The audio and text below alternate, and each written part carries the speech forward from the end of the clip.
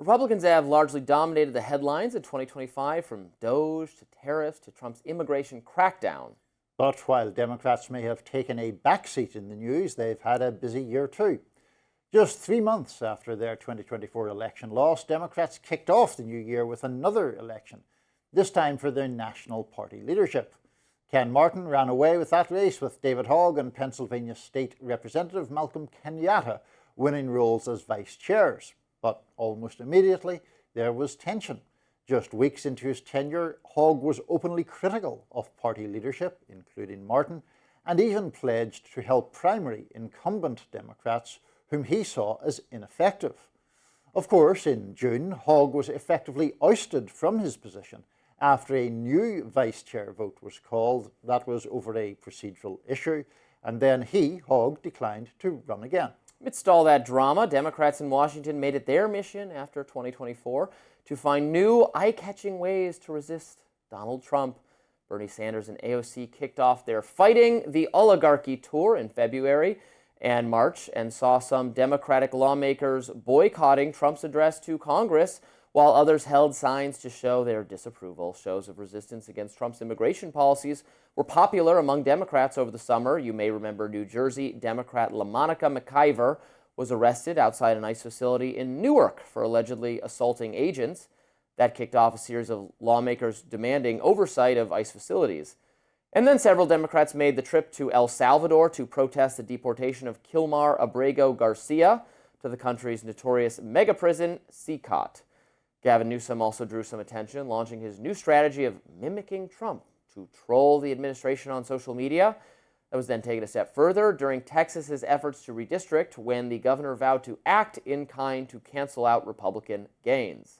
But perhaps the most consequential move by Democrats this year came in October, when Senate Democrats refused to pass Republicans' continuing resolution for more than 40 days. The reasoning there: to save Affordable Care Act subsidies that were set to expire in the new year following the passage of Trump's so-called Big Beautiful Bill.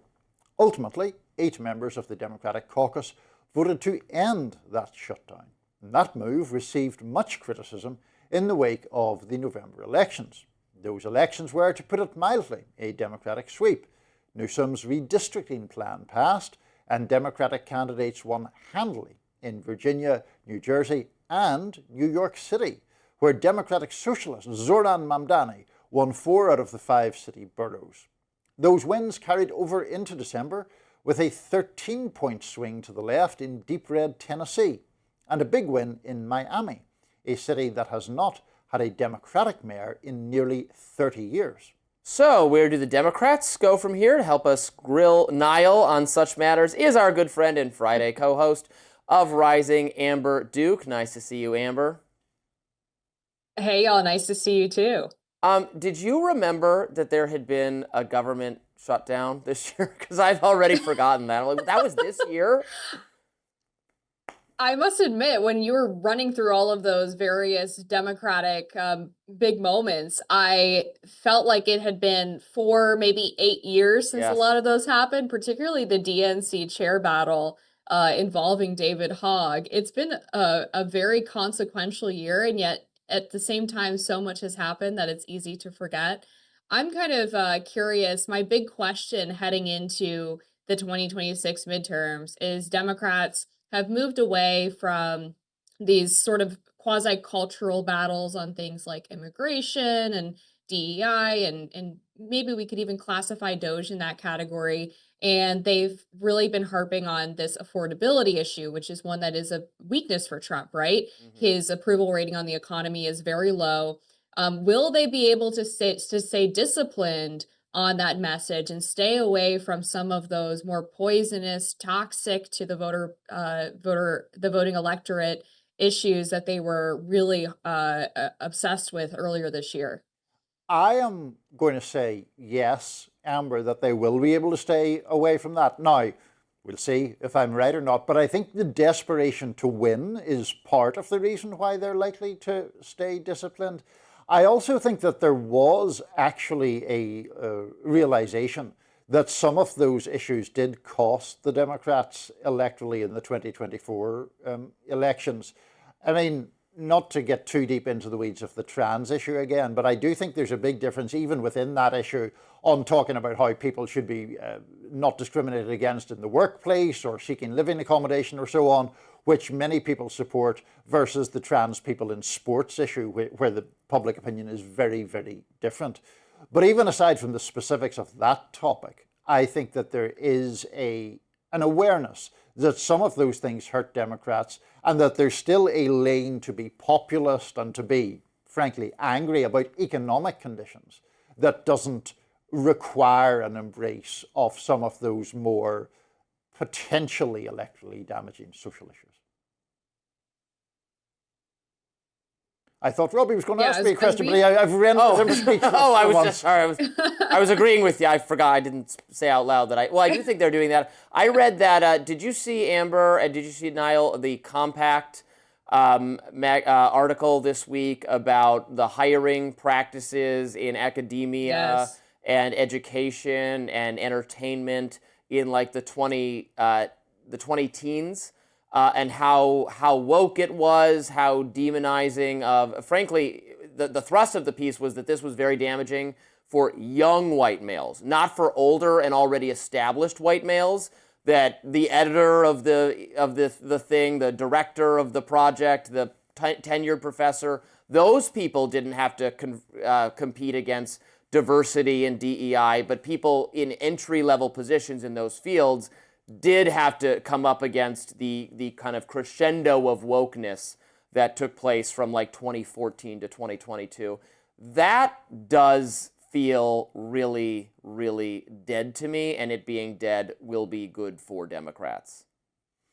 We'll see. I don't know, Amber. because I will say on one point, and this is really important in terms of when people ask, well, why are young men so right wing? Why are they getting quote unquote radicalized? I think that article is a really good indicator of why that happened, but I'm not so sure that it's actually dead. I was talking to a friend who works in finance in a major city recently, and they said, yeah, it's less overt, right? People don't publicly admit anymore that they pass over young white men for positions, but there's still this very inculcated culture in major corporations that is very woke, where there's still a feeling that you have to be really careful what you say or you might get a trip to HR. There are people who are less than qualified who get second, third chances at their job because they come from a quote unquote protected class. So I think it's less overt and obvious. And there's been steps taken by the Trump administration to end that in the federal grant giving process.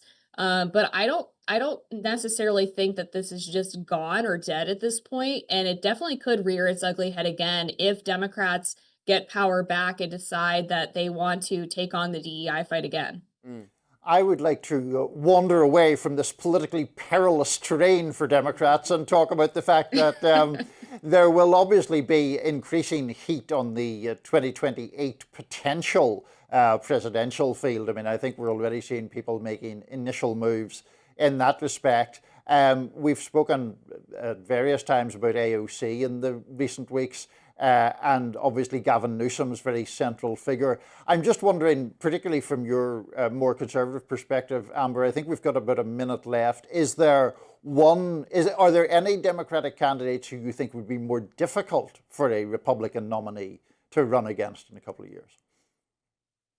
I do think AOC is a more likely general candidate than a lot of Republicans give her credit for. She's obviously very media savvy. She's really reframed her focus around the affordability, anti-oligarchy, sort of fighting the establishment position, and moved away from some of those woker issues, which gives her a lot of power in a post-Bernie party.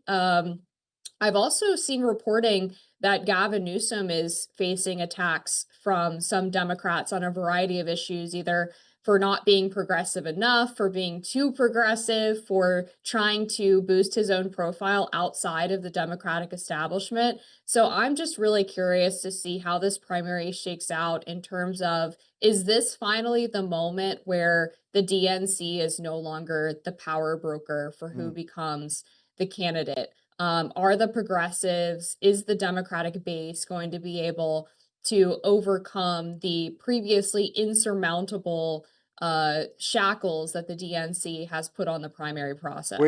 We shall see. And coming up, I'm glad to say Amber will be staying with us. We will continue our conversation looking at what Republicans have in store for 2026. Stay with us.